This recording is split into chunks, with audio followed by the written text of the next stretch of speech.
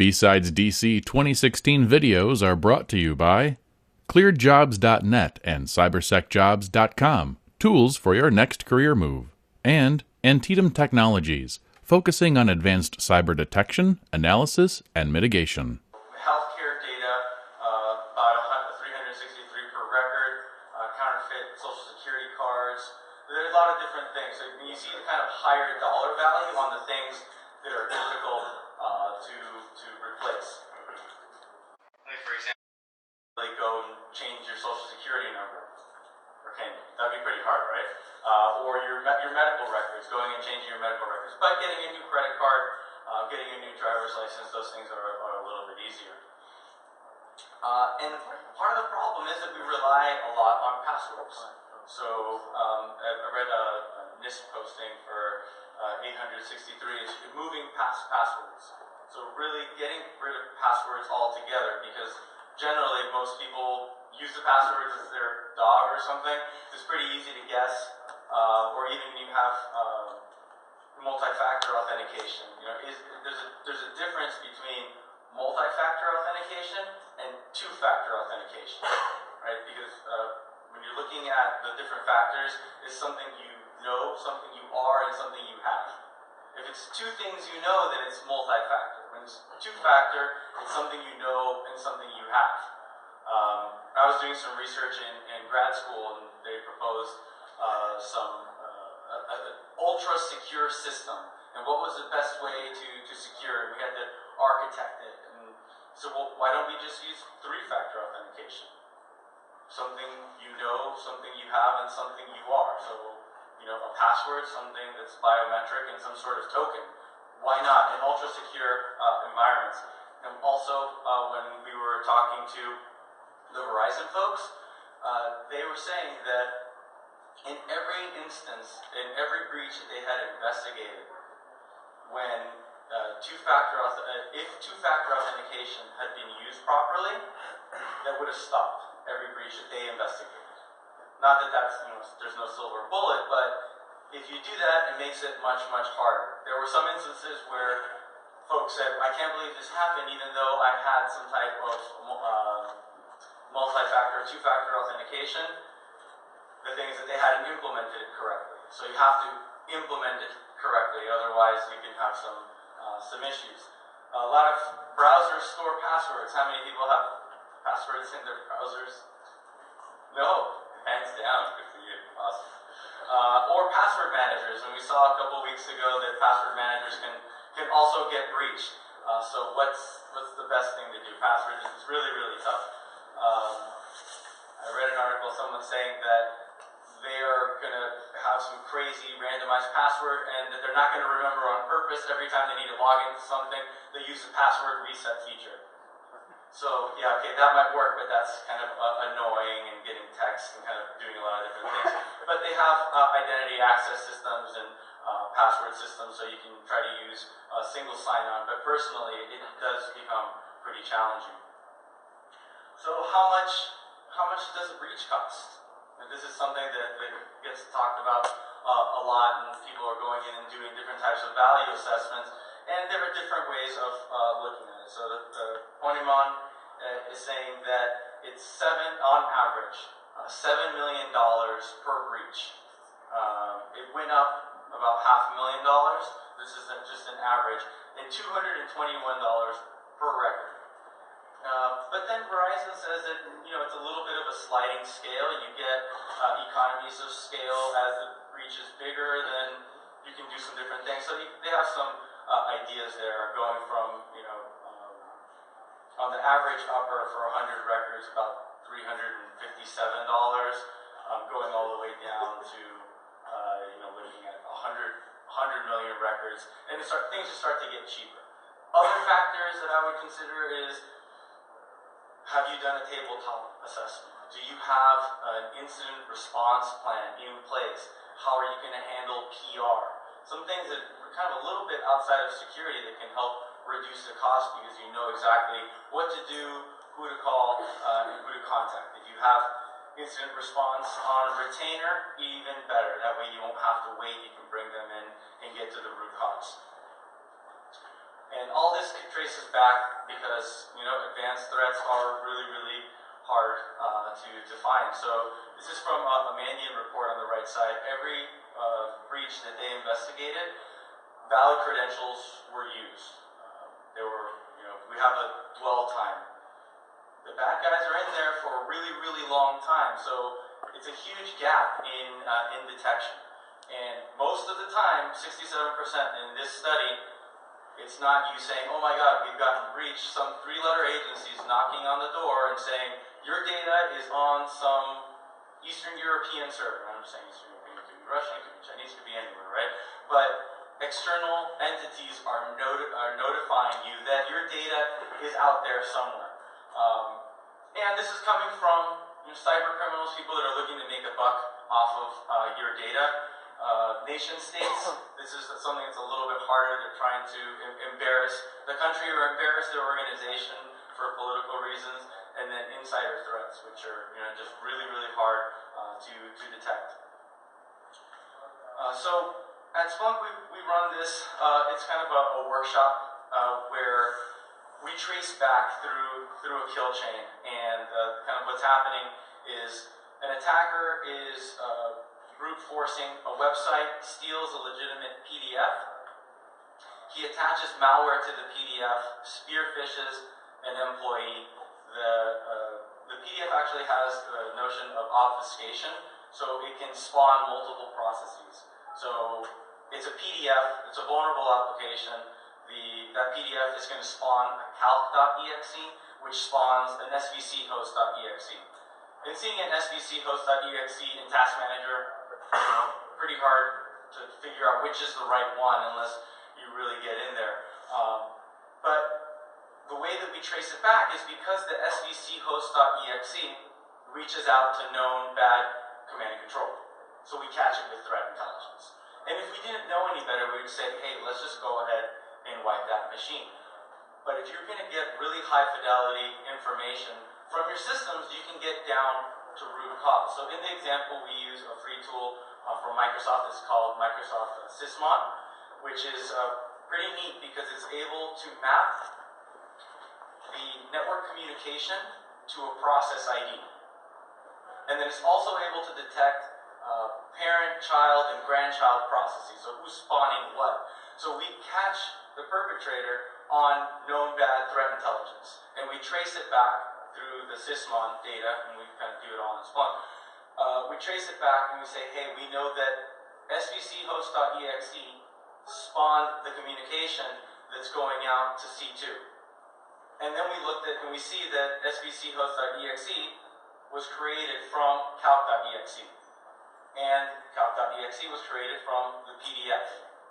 From the PDF, we look across that individual, and we are, since we also have his email data, we're able to see, hey, this came into an email.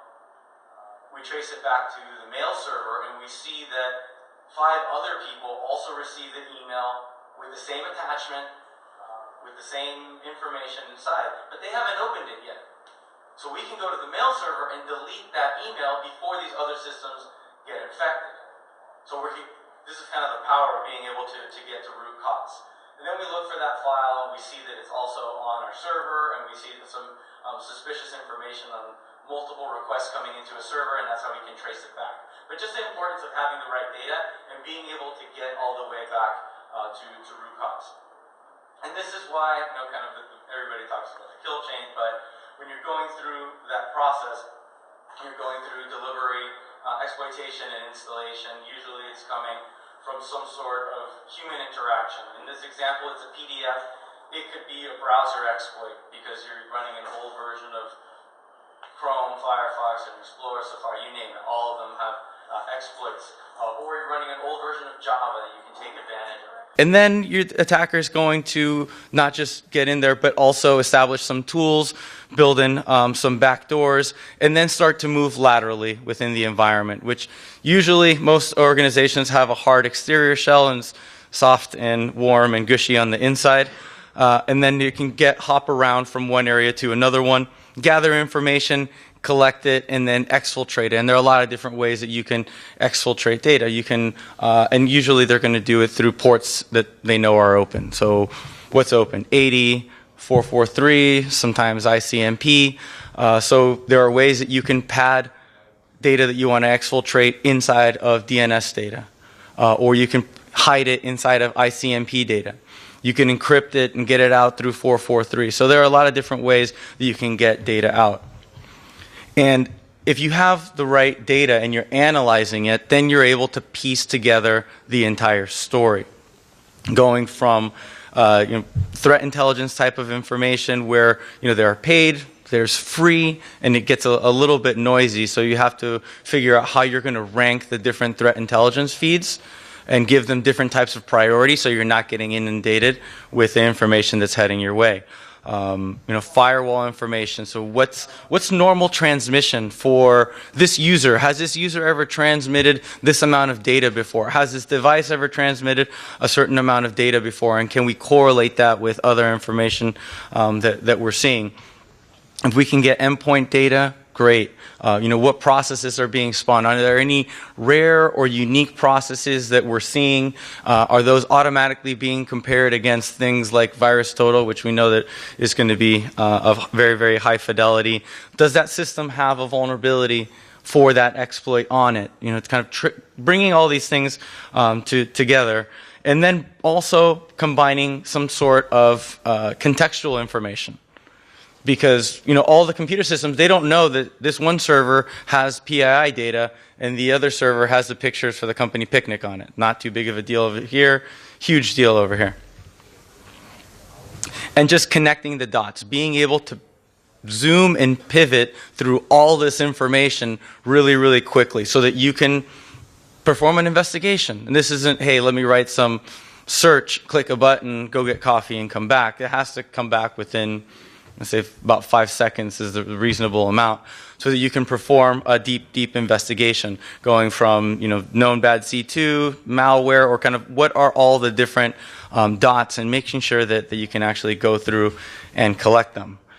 And that doesn't address the issue with insider threats, because now they don't have to exploit anything. There's no cyber security controls that are in there that we're violating any type of we're not using malware, we're not using exploits. So we have an insider, has access to all the data, and is getting the data out. So when can we actually detect that? How can we detect that? So really there's a new approach that needs to be used. So combining the people, process, and technology, using behavior-based components. So what's normal for every single user? As humans, we're creatures of habit. Most of the time, we're going to do the same thing over and over, log in, connect to VPN, go on Confluence, update something. But when does the behavior actually start to change? And when it changes, we want to be able to call that out and then be able to look at it and analyze it. Be able to share and collaborate. So right now, when you look at, if you look at kind of the dark web and see what's happening in dark IRC channels, they're sharing their information really, really well. They'll say, you know what, this exploit's available on this server for this company. Everybody rushes in there. It's like a smash and grab. But on our side, when somebody gets hacked, they keep all that information and they don't really want to share exactly what they did, what happened. So on their end, they're able to operationalize their attacks, and we're helping them by not sharing the attack patterns.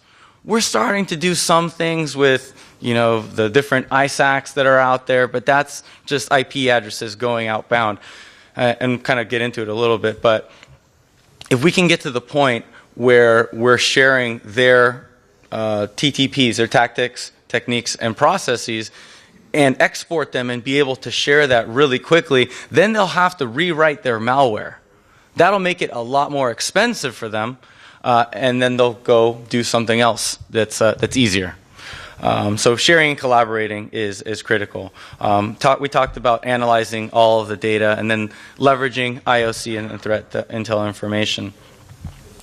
So we've highlighted the threats. They're definitely out there. The lack of people is huge. So we need to be able to do more with less people, and it has to be efficient.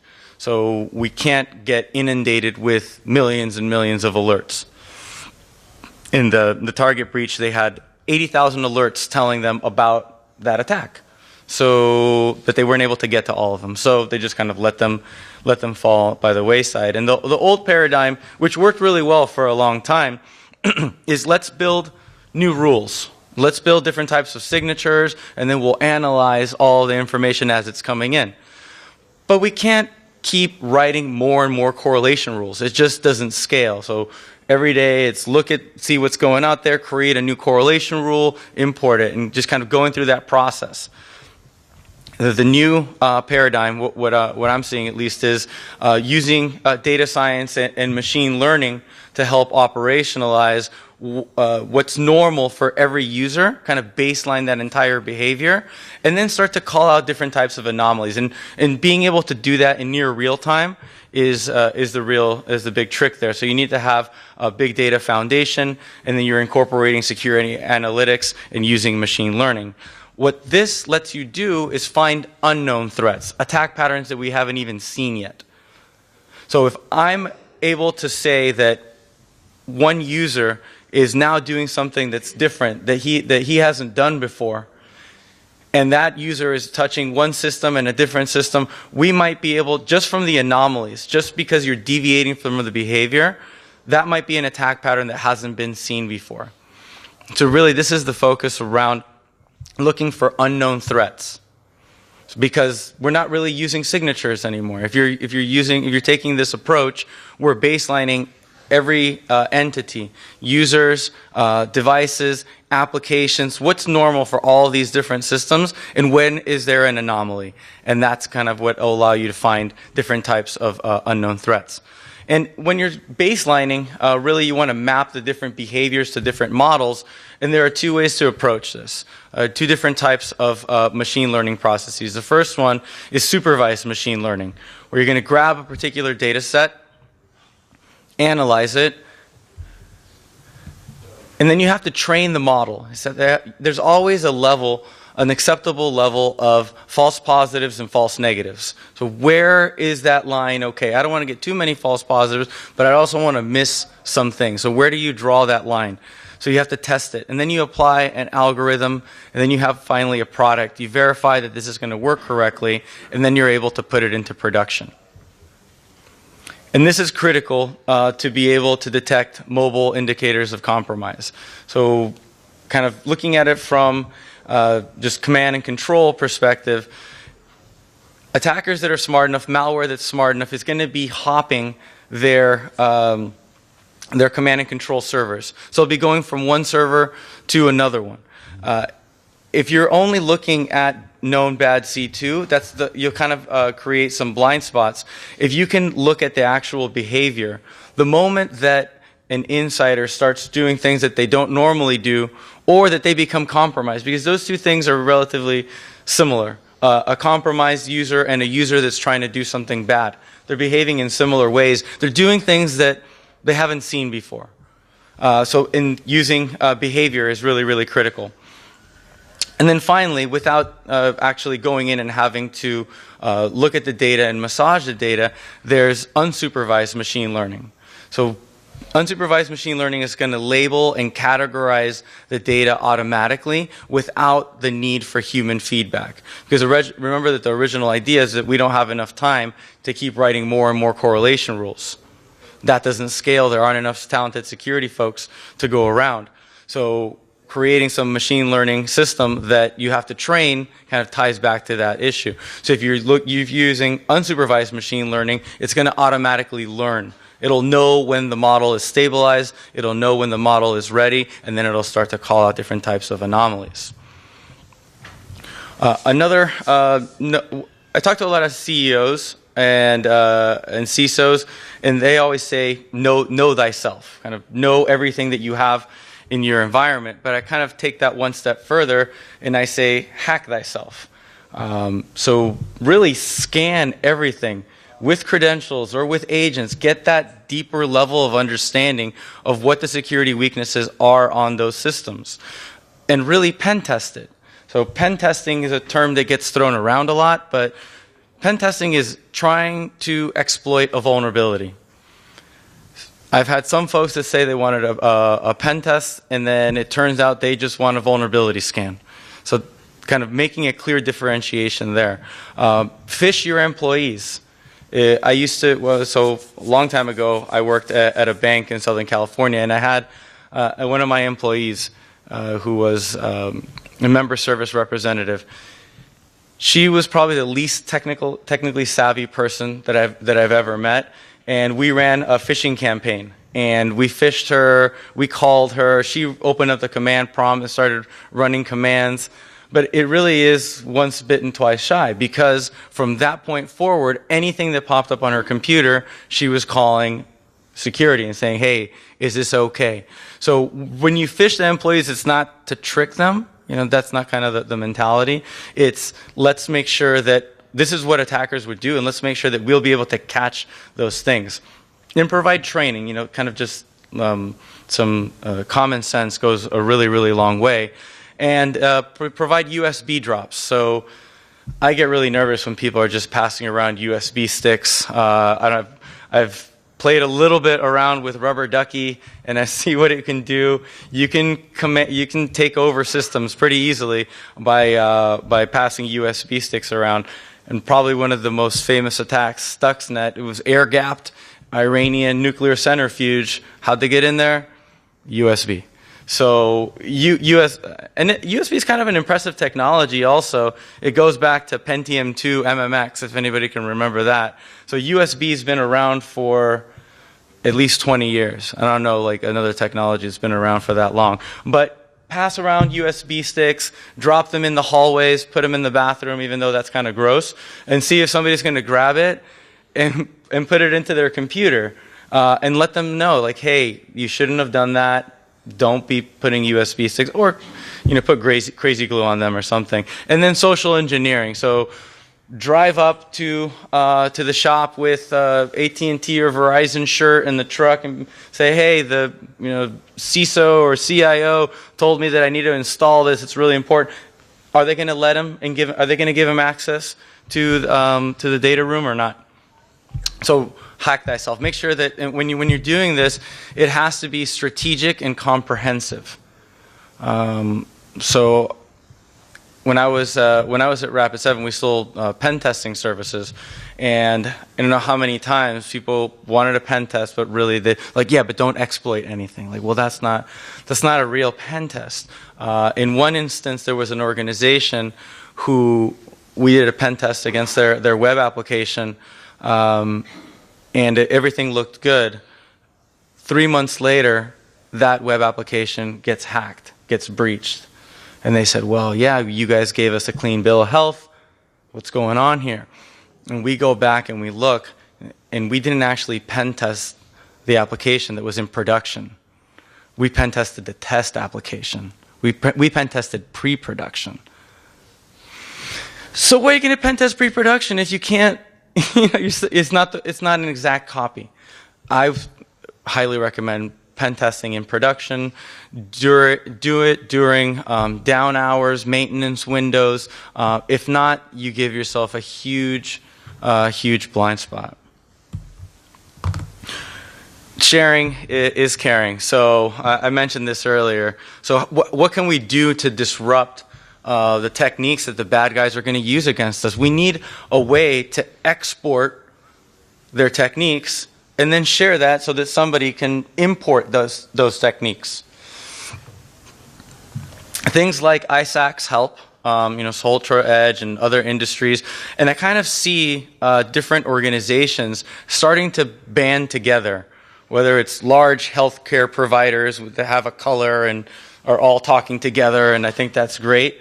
Or organizations, and they go by their football affiliations or sports affiliations, the Big 12 and all those different organizations. They get together and they say, we should share our information. It's starting to get there, but there isn't an easy way to do that yet.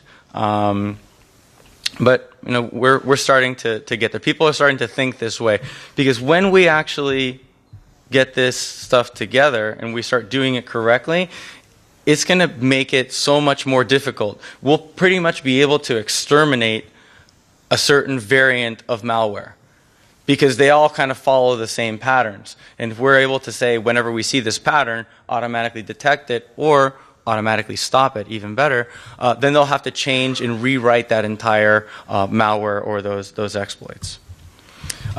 This is something that we talk a lot about at Splunk is listen to your data. Have a realistic vision of where you are. Talked to CISO a couple weeks ago, and he said, we're pretty good. We feel like we're pretty good. I said, okay, cool. Do you have centralized logging? Like, oh, yeah, the logs are on the servers. Like, no, like centralized logging. That means that all of your logs, your server logs, should be going somewhere for analysis and for correlation instead of grepping system by system. Like that just doesn't make any sense. And the bigger you are, that should really be something to focus on. So having unrealistic visions on, yeah, we're doing okay when you're not doing the basics is really, really tough. And have a path, too. Have a vision, have a strategy, have a roadmap for the organization, for the security organization. We talk a lot at Splunk that all data is security relevant. The moment that you say, oh, well, that data is not that important, I'm not going to take a look at that data, that's when the attackers will figure out a way to leverage that data that you're not listening to and use that against you. If you don't have the data, you can't perform an investigation. So I'd talk to some law enforcement agencies, and whenever they go into a place that's been breached, the very first thing is, do you have Splunk? If they have Splunk, they hand them these searches. Okay, great. They run these searches to see if you have these patterns. So the bits and pieces of exporting certain things, certain searches, is starting to get there. This is taken from the SANS Threat Hunting Summit. Everybody's talking about threat hunting right now, but you can't threat hunt everything. So where do you start your threat hunting? Kind of on the left side is ad hoc searching. Oh, this computer is really slow right now. Let's see what's going on there. Let's comb through the logs and the data. Or you've centralized it, and you're starting to do some statistical analysis. Maybe you find a mean, you find 2 standard deviations out. Where are the outliers? You can use visualization techniques, so put it on some fancy graph or chart or 3D, whatever you can get your hands on, and see when are there any spikes. Aggregation is just correlation, so grabbing multiple data sources, and when something with fire and something on my firewall and a server log of a certain type, and I have a vulnerability on that system that has an exploit out there for it, boom, those things all line up, then this is something that's really, really important. And then kind of the most mature phase is grabbing all that data, modeling it, looking for anomalies using machine learning and data science.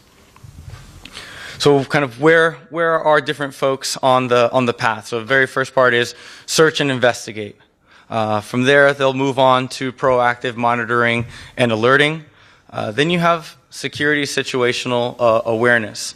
And then finally, real-time risk insight, where you're able to almost predict the different things that are going to happen because you've not just gotten the different IOCs from different areas, but you've built in your own IOCs also. And you're starting to create your own threat intelligence, and that's when you're really becoming more and more proactive. So a couple of takeaways before we wrap up here. Number one, they're coming for us.